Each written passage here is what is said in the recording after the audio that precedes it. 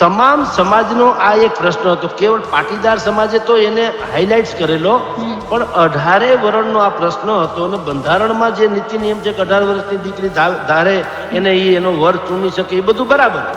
કેટલાક ટપોરીઓ કે બદમાશો કે બીજા બધા લોકો કે એ લોકો જે આપણી દીકરીઓને ભોળવી જતા હતા, અને દીકરી બધાની વાત કરું છું, ખાલી હિન્દુ એમ નહીં, હિન્દુ મુસ્લિમ બધું કહું છું. કારણ કે ટપોરીની કોઈ જ્ઞાતિ ન હોય. કે એક તલાટી મંત્રી હતા, એને એના ગામમાં કોઈ મસ્જિદ નથી, મજાર નથી, મુસલમાન કોઈ રહેતું નથી, છતાંય કેટલાય નિકાહ થઈ ગયા. બોલો, નિકાહ કે કોઈ સલીમ સુરેશ બનીને હવે છેતરી નહીં શકે.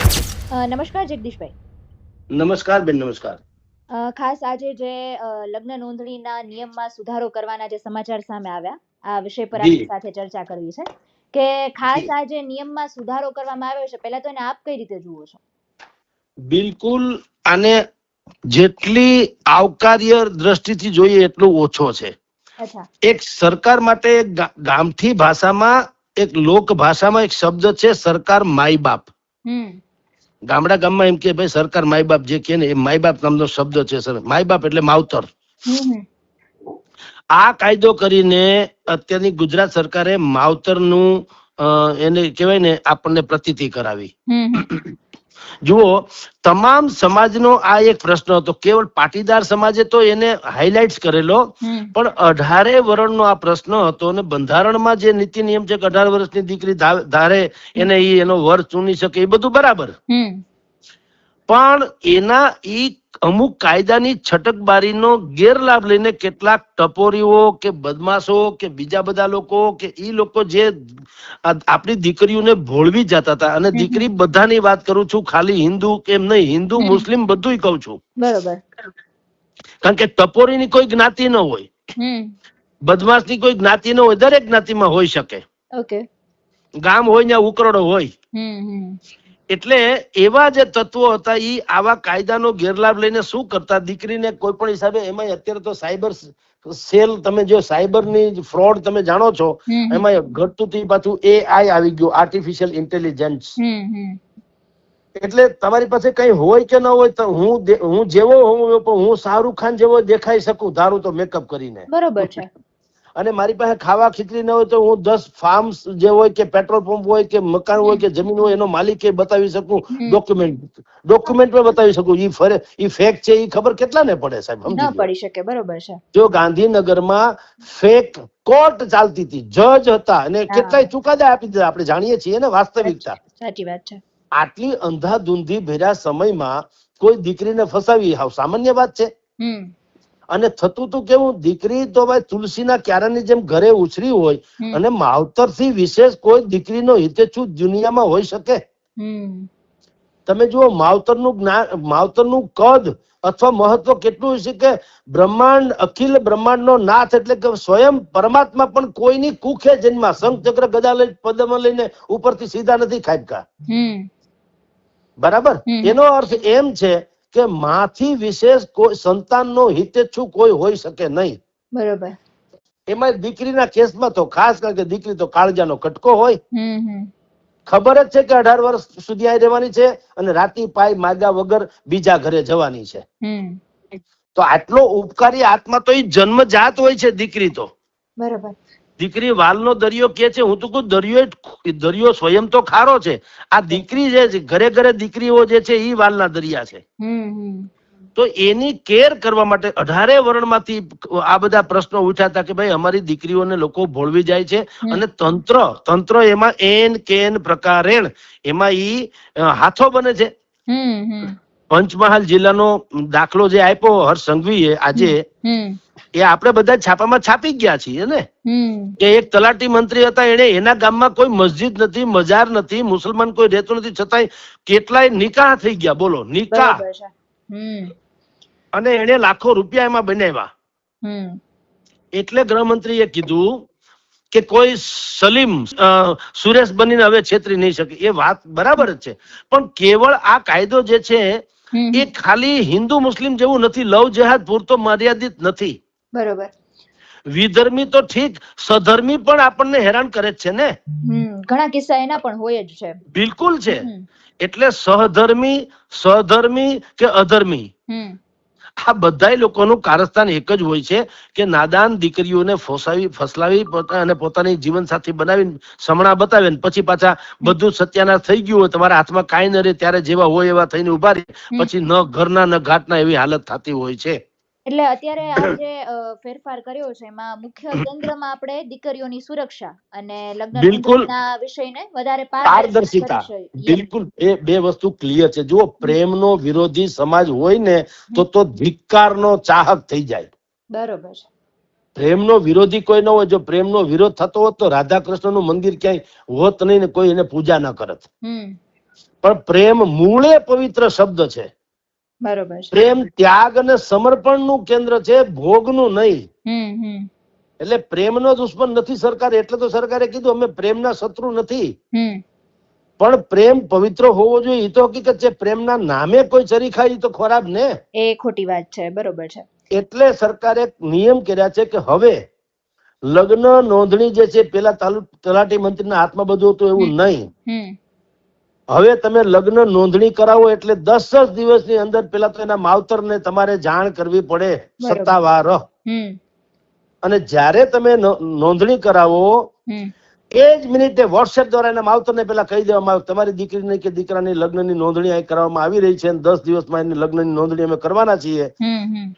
એટલે કમસે કમ એના માવતરને ખબર પડે કે ક્યાં શું થઈ રહ્યું છે. બરોબર છે. સુધારામાં 2 નંબરનો સુધારો એવો છે કે જે સાક્ષીઓ, પેલા શું હતું, આલ્યો માલ્યો જમાલ્યો, કોઈ પણ અલેલ ટપ્પુને પણ સાક્ષી બનાવીને સહી સિક્કા કરીને જવા દેતા હતા. હવે એવું સંભવ નથી. જે સાક્ષી છે એ પણ પેલા તો પરિચિત કે સંબંધી હોવા જોઈએ, વર વધુ બંનેના. એ સંબંધિત, પરિચિત, એનો આધાર કાર્ડ, એનો આઈ કાર્ડ, એનો ફોટો વગેરે પણ ત્યાં સંમિલિત કરવો પડે. આ 2 વસ્તુ થયું. પછી 1 મહિનાની નોટિસ પીરિયડ જેવું છે. એટલે માવતર 1 મહિનાની ભીતરમાં ધારે તો આના વાંધા ઉઠાવી શકે. જો માવતરને જો એમ લાગે કે આ દીકરી ખોટે રસ્તે જઈ રહી છે અથવા તો ખોટા પાત્ર સાથે ગોઠવાઈ રહી છે તો એના માવતર વાંધો ઉઠાવી શકે. એટલે આમ તો દીકરીઓની સુરક્ષાની જે રીતે આપણે વાત કરી અને હર્ષભાઈ સંઘવીએ પણ આ જ વાત કરી, એટલે મારો હવે પ્રશ્ન એ છે કે આપણે આ કિસ્સાઓને કદાચ આપણે સાઈડમાં રાખીને એક એ પણ વાત જોઈએ તો ઘણીવાર એવું પણ થતું હોય છે કે પ્રેમ લગ્નમાં માતા પિતા છે એ યુવક યુવતીઓ માટે માનતા નથી હોતા. તો એ જે યુવક યુવતીઓની અત્યારે જે માનસિકતા છે, વિચારો છે, એના પર આ કાયદાની અસર કેવી થશે, ખાસ સમાજ પર? ના, તમારે ઓવરઓલ જોવું પડે બેન. જો નટ બજાણિયા કયો એ દોરી ઉપર ચાલે છે ને, એક હાથમાં વાંસનું લાકડું હોય અને દોરી ઉપર દીકરી ચાલે કે દીકરો ચાલે, નટ બજાણિયાના ખેલ આપણે જોઈએ છીએ ને, એને અપવાદ કહેવાય, સરેરાશ નહીં. બરોબર. એમ સરેરાશ કાયદો આ હિતમાં છે, અપવાદ જુદી ઘટના. જેને પ્રેમ લગ્ન કરવા છે ને એ માને છે કે એના માવતર એને રજા નહીં આપે, દાખલા તરીકે, તો શું એવો તમારો પ્રશ્ન છે? બરાબર ના, એટલે એ જે અત્યારના બધા જ યુવક યુવતીઓ છે તો આ કાયદાથી એમને શું અસર થશે? નકારાત્મક, હકારાત્મક, એમના વિચારો પર કેવી અસર થશે?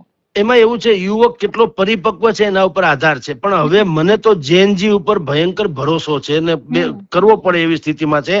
કારણ કે આજકાલની જે નવી પેઢી જે છે, અમારા વખતમાં તો 18 વર્ષે અમને ખબર ન પડતી અને લોકો છોકરીની જેમ શરમાતા, છોકરા પણ સગાઈની વાતો થતી. તો આજે આખે જેનજી ની જે ઘટના છે જુદી છે.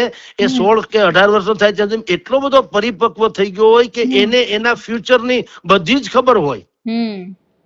એટલે એની માટે તો આ સારી જ વાત છે. બલકે ઈ પણ એવું ઈચ્છતા હોય છે. કોણ ઘર્ષણ ઈચ્છે? મને કયો. સાચી વાત છે. દરેક ને હોય કે એને પ્રીતિ પાત્ર એવું પાત્ર જે છે એ સર્વસંમતિથી એની સાથે ગોઠવે તો કોને વાંધો હોઈ શકે? એટલે બલકે એ યુગલ કે એ જે યુવતી કે યુવકો છે એને પણ આને આવકારવો જોઈએ કે ભાઈ સારી વાત છે. કારણ શું છે કે હવે આ તથાકથિત પેલા આમાં જો શબ્દ શું વાપરતા, લવ મેરેજ હતો પણ મૂળ તો ભાગેડું લગ્ન, આમ સાદી ભાષામાં કયો તો. બરોબર છે. લવ શબ્દ, લવ મેરેજ શબ્દ તો નહીતર તો એ પવિત્ર ગણાવો જોઈએ, કારણ કે પ્રેમ હોય ત્યાં જ લગ્ન થવા જોઈએ. આમ તો બરોબર છે. લગ્ન પછી પણ પ્રેમ હોવો જોઈએ ને પ્રેમ હોય ત્યાં જ લગ્ન થાય તો એથી રૂડું, સમજી લો, સોનામાં સુગંધ ભળે એવું. પણ મોટા ભાગના કિસ્સામાં એ ભાગેડું લગ્ન, કોર્ટ મેરેજ, એટલે વાંકા ત્રાહા, ટૂંકમાં કઈ અમાન્ય હોય એવા થતા.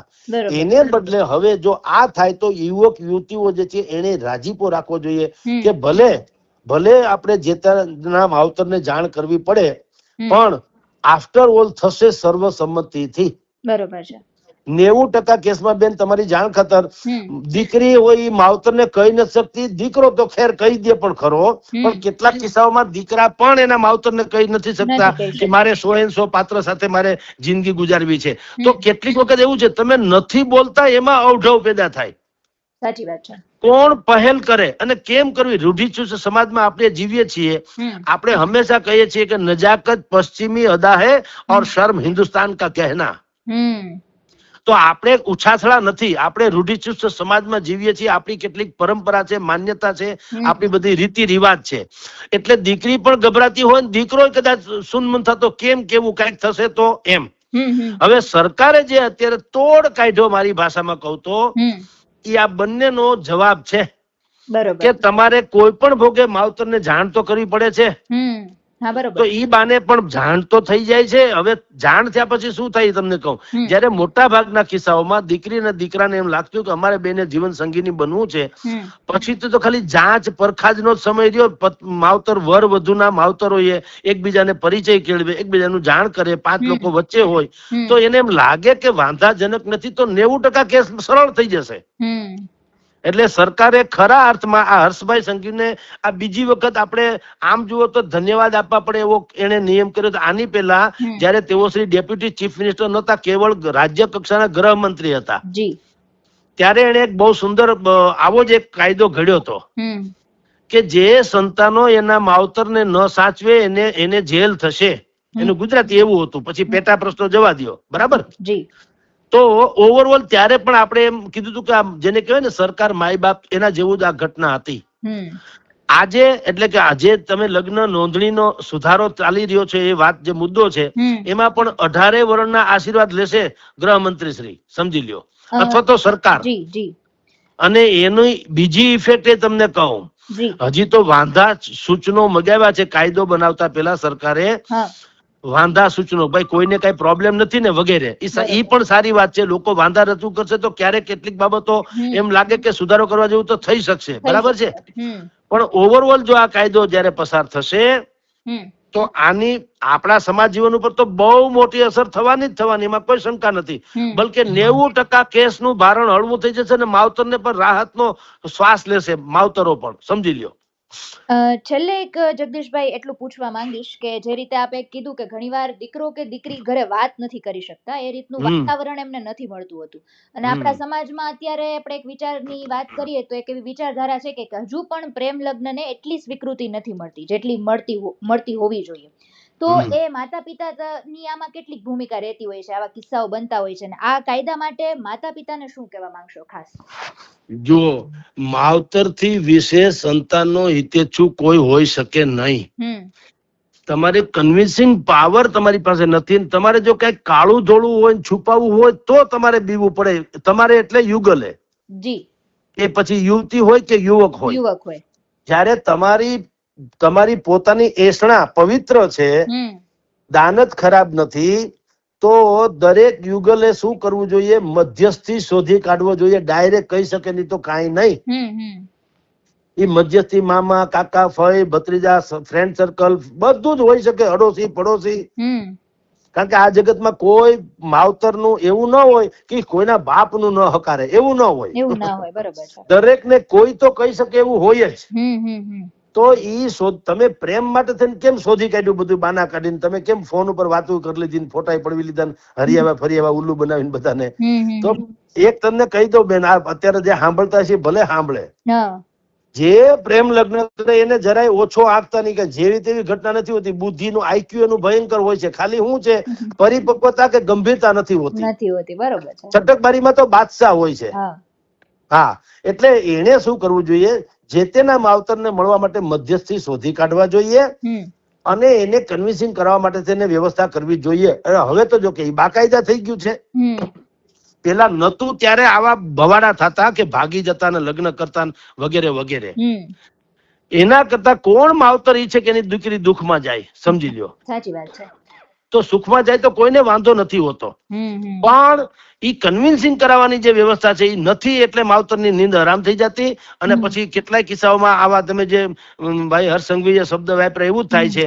ફરેબી લગ્ન કરે, ધોખાધડી થઈ જાય, લોકોને ફોસલાવી દે, પટાવી દે, અને પછી બતાવ્યું હોય સોનું ને નીકળી બગોરાનું ઘરેણું નીકળે. આ બધું થાય છે. એટલે જ આ પ્રોબ્લેમ હતો. પહેલી વખત મેં કીધું તેમ બાકાયદા એને સુરક્ષા કવચ મળ્યું, અને લાખો કે કરોડો માવતરોને આ એના આંતરડી ઠરે એવો આ કાયદો છે. એક જબરદસ્ત જેને કહી શકાય ને એવો સામાજિક પ્રશ્ન હતો ને એને હલ કરવા તરફ સરકાર માય બાપની ભૂમિકામાં છે. તો આને કોઈ એંગલ થી એની ટીકા કરવી જરૂરી નથી. બરોબર છે. કારણ એવું છે પડસેવા દેવા છે. તમે કંઈક કરશો પછી એમાં ખામી ખૂબી આવશે. જેમ અત્યારે હિન્દુ મેરેજ એક્ટ અથવા તો જન્મ લગ્ન નોંધણી એક્ટ, એમાં જે અત્યારે આપણે સુધારાની વાત કરીએ છીએ, એમ ન કરે નારાયણ ને અત્યારે જે કહેવાતો સુધારો થઈ રહ્યો છે એમાં કઈક આડું ઉતરે તો એ ફરીથી ક્યાં સુધારી નથી શકાતું. આફ્ટર ઓલ તો કાયદો માણસ માટે છે, માણસ કાયદા માટે નથી. સાચી વાત છે. એટલે ટીકા કરવી હોય તો તાજમહાલની પણ કરી શકાય, ભૂલ કાઢવી હોય તો કાઢી શકાય. પણ પહેલી વાત એ છે કે તમારી દ્રષ્ટિ એવી સૃષ્ટિ, આ કાયદો જે છે એ કરોડો માવતરોને માટે રાહતરૂપ છે. અને જે પ્રેમ લગ્ન કરનારા યુવક યુવતીઓ જે છે એ પણ જો પરિપક્વ થતી આ ઘટના સમજે તો એના ઉપરથી એક બહુ મોટો બોજો હટી જાય છે કે કોણ પહેલ કરે, કોના માવતરને કહેવાની. હવે તો ફરજિયાત થઈ ગયું, સરળતા થઈ ગઈ છે એકદમ, ઉલટાનું કાનૂની થઈ ગયું પાછું. એટલે અતિ ઉત્તમ રસ્તો આ જે છે અને અતિ ઉત્તમ નિર્ણય થવા જઈ રહ્યો છે બેનજી. જી ખૂબ ખૂબ આભાર આપનો જગદીશભાઈ, અમારી સાથે જોડાયા અને આ વિષય પર ચર્ચા કરીએ બદલ ખૂબ ખૂબ આભાર. નમસ્કાર. નમસ્કાર.